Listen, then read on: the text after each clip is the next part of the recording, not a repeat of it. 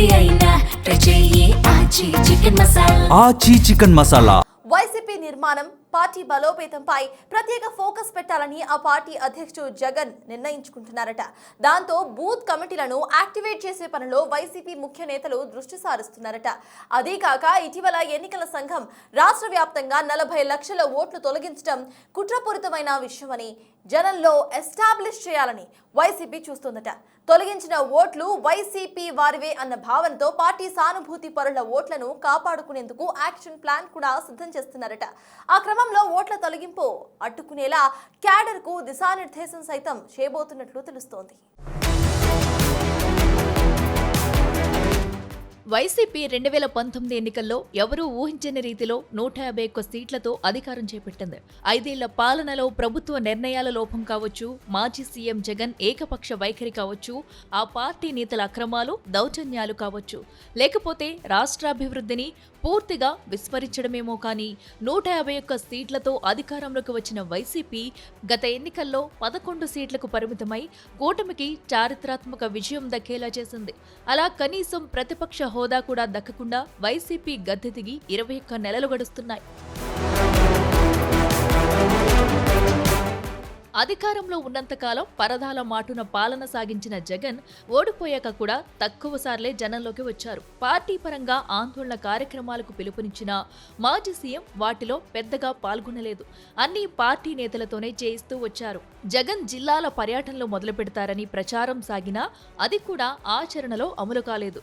మరి ఈ కీలక సమయంలో పార్టీ బలోపేతానికి వైసీపీ ఏం చేస్తుందంటే ఒక కొత్త ప్రయోగానికి శ్రీకారం చుట్టే పనిలో పడిందంటున్నారు. వైసీపీలో కార్యకర్తలంతా నాయకులే అన్న సందేశాన్ని ఇవ్వాలని జగన్ భావిస్తున్నారట. అంతేకాదు బాధ్యతలను కూడా వారు తీసుకుని ముందుకు సాగేలా కార్యాచరణ రూపొందించారట. ఇప్పటిదాకా దేశంలో ఏ రాజకీయ పార్టీ అయినా సంస్థాగతంగా పటిష్టం అంటే సభ్యత్వం నమోదుకే అధిక ప్రాధాన్యత ఇస్తూ వస్తుంది. వైసీపీ మాత్రం దానికంటే మరో అడుగు ముందుకేసి సభ్యత్వం కాదు బాధ్యతలే ఇస్తానంటుందట. క్యాడర్ కి కీలక బాధ్యతలు అప్పగిస్తే వారంతా కేవలం పార్టీ సభ్యుడని స్టాంపు వేయించుకుని మూలన ఉండకుండా పార్టీ పదవుతో క్రియాశీలకంగా ఉంటారని ఆలోచిస్తున్నారట. అలాగే వారికి పదవులతో పార్టీ ప్రాముఖ్యత ఇస్తుంది అన్న సంతృప్తి ఉంటుందని, అలా జెండా పట్టిన ప్రతి వారు క్రియాశీలకంగా ఉండడమే కాకుండా పార్టీకి కూడా వారు సరికొత్త ఆయుధంగా మారుతారని భావిస్తున్నారట. అలా ఒక భారీ సైన్యంగా వారిని తయారు చేసే పనిలో వైసీపీ ఇప్పుడు బిజీగా ఉందని అంటున్నారు. వైసీపీ రాష్ట్ర స్థాయిలో కమిటీలు ఉన్నాయి. జిల్లాలు, నియోజకవర్గాలలో కూడా కమిటీలు ఉన్నాయి. వాటిని మండల, గ్రామ, బూత్ లెవెల్ దాకా విస్తరించాలని చూస్తుంది. అంతేకాదు ప్రతి చోట పార్టీ ప్రధాన కమిటీతో పాటు 7 అనుబంధ కమిటీలను కూడా ఏర్పాటు చేస్తుంది. మహిళ, యువత, విద్యార్థి, టీచర్స్, రైతు, కార్మిక, సోషల్ మీడియా వంటి అనుబంధ కమిటీలను ఏర్పాటు చేయనుందని అంటున్నారు. దీంతో వైసీపీ బలం గ్రౌండ్ లెవెల్ నుంచి పెరుగుతుందని భావిస్తున్నారట. ఇంతకాలం పార్టీ సంస్థాగత నిర్మాణంపై దృష్టి పెట్టకుండా జగన్ ఫేస్ వాల్యూని నమ్ముకుని వైసీపీ కార్యకలాపాలు సాగిస్తూ వచ్చింది. అయితే క్షేత్రస్థాయిలో పటిష్టంగా ఉండటం ఎంత అవసరమో జగన్ తెలుసుకున్నారంటున్నారు. అందుకే పార్టీ హైకమాండ్తో నేరుగా గ్రామ స్థాయి కమిటీలను అనుసంధానం చేయాలని, పార్టీ పరంగా ఒక పిలుపు ఇస్తే చాలు కూటమి ప్రభుత్వానికి వ్యతిరేకంగా ఆందోళనలు ఎక్కడికక్కడ రీసౌండ్ ఇచ్చేలా ఉండాలని వైసీపీ అధ్యక్షుడు ఆలోచిస్తున్నారట. ప్రతి నియోజకవర్గంలో కనీసంగా 12,000 మంది దాకా వైసీపీ సైన్యం ఉండేలా ప్రణాళికలు రెడీ చేస్తున్నారట. మొత్తం 175 అసెంబ్లీ నియోజకవర్గాల్లో ఏకంగా 18 లక్షల మంది భారీ సైన్యం ఉండేలా చేసుకుంటే కంటిన్యూస్ గా ప్రభుత్వం మీద ప్రజా పోరాటాలు చేయడానికి వీలవుతుందని అంచనా వేస్తున్నారట. అంతేకాదు ప్రతి నియోజకవర్గంలో ఒక కీలకమైన ఓటు బ్యాంకుగా తమ సైన్యం ఉండాలని, జనాలని మోటివేట్ చేసే బలమైన శక్తిగా ఈ కమిటీలు పనిచేయాలని టార్గెట్ పెట్టుకున్నారట. మొత్తానికి ఉగాది తర్వాత జగన్ సైన్యం రంగాల్లోకి దిగబోతుందని ప్రచారం సాగుతుంది.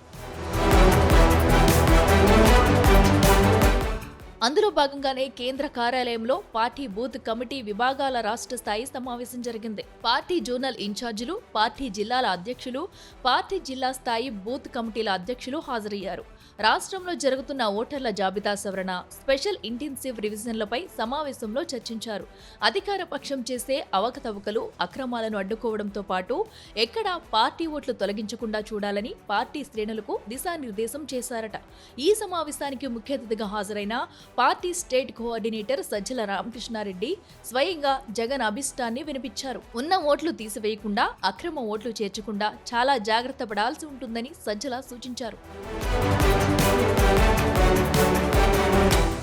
ఈ సమావేశంలో YCP MLC, party central office incharge Lella Appireddy మాట్లాడుతూ అధికార పార్టీ ఆగడాలు, వైసీపీ శ్రేణులను టార్గెట్ చేసి వేధిస్తున్న తీరుపై అందరూ అప్రమత్తంగా ఉండాలని మార్గనిర్దేశం చేశారు. 2029 ఎన్నికల్లో ఏ విధంగా ముందుకు సాగాలనే దానిపై అందరూ దృష్టి పెట్టాలని, పార్టీ ఓటర్లను తొలగించకుండా కాపాడుకోవడం మన కర్తవ్యమని బోధించారు. రానున్నది మంచి కాలం, మనమంతా కష్టపడి పనిచేసి మళ్లీ వైసీపీని అధికారంలోకి తీసుకురావడానికి కృషి చేద్దామని పిలుపునిచ్చారు.